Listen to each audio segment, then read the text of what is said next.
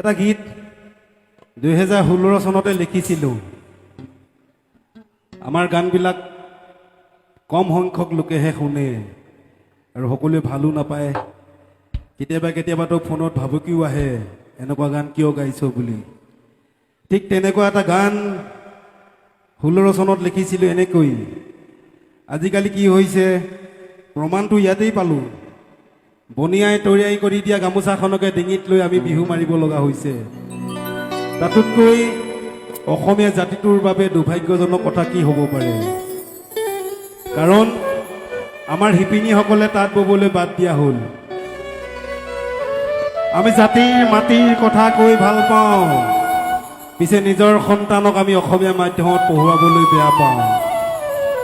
আমি ইংৰাজী মাধ্যমত পঢ়ুৱাইছোঁ ল'ৰাটোক, মোৰ ছোৱালীজনীক। ভাল কথা, আমাৰ ল'ৰাই ইংৰাজী জানিব লাগিব, হিন্দীও জানিব লাগিব, অন্যান্য ভাষাবিলাকো আমাৰ ল'ৰাই জানিব লাগিব।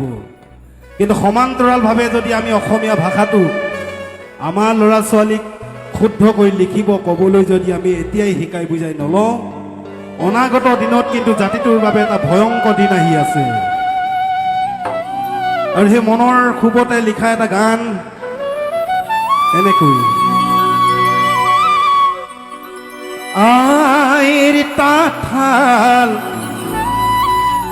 ইতিহাস হ'ল এবেগে কাপোৰেই আতে,